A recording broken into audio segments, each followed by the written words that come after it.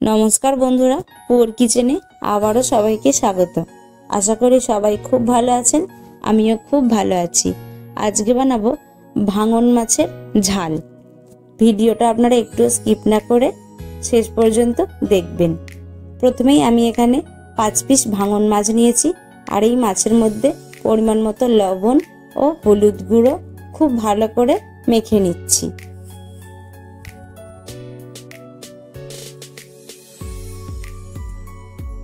আপনারা বাড়িতে অবশ্যই এই ভাঙন মাছের রেসিপিটি বানাবেন। এই ভাঙন মাছের রেসিপিটি খেতে খুবই সুন্দর হয়েছিল।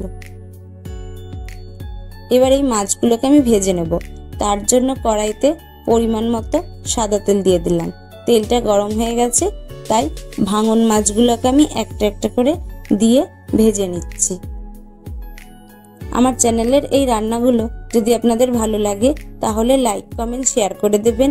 আর যারা চ্যানেলে নতুন বন্ধু আছেন চ্যানেলটিকে সাবস্ক্রাইব করে বেল বাটনটি প্রেস করে পাশে থাকবেন। আর যারা এখনো চ্যানেলটিকে সাবস্ক্রাইব করেনি তারা চ্যানেলটিকে সাবস্ক্রাইব করে নোটিফিকেশন অল করে রাখবেন, যাতে সবার আগে এই নিত্য নতুন রেসিপিগুলো আপনারা দেখতে পান।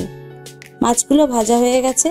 এবার মাছ ভাজার ওই তেলের মধ্যেই আমি লম্বা করে কেটে রাখা বেগুনগুলোকে ভেজে নেব।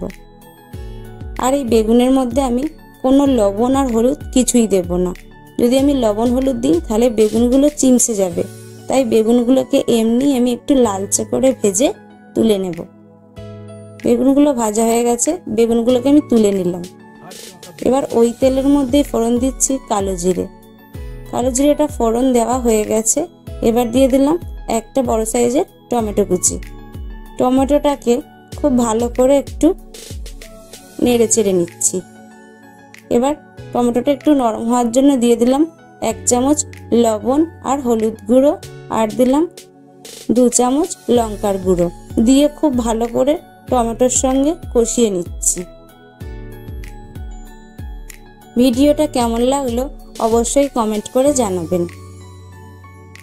মশলাটা খুব ভালো করে কষানো হয়ে গেছে আর টমেটোগুলো এখন পুরো গলে গেছে। আমি টমেটোটাকে খুব গলাইনি, একটু গোটা গোটা রেখে দিয়েছি।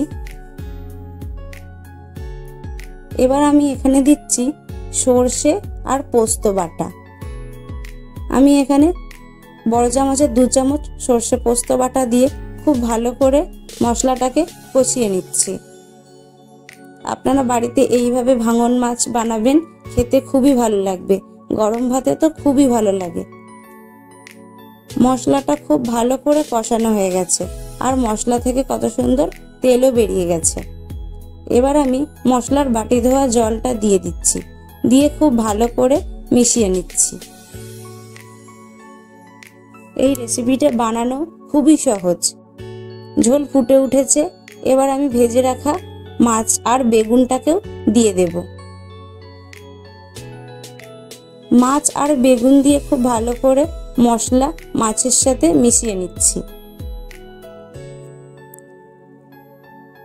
এইবার 4-5 মিনিট একটু ফুটে উঠলেই আমি দিয়ে দেব চিড়ে রাখা কাঁচা লঙ্কা আর ধনে পাতা কুচি দিয়ে ভালো করে মিশিয়ে নিলে নামিয়ে নিলেই এই মাছের রেসিপিটা তৈরি হয়ে যাবে।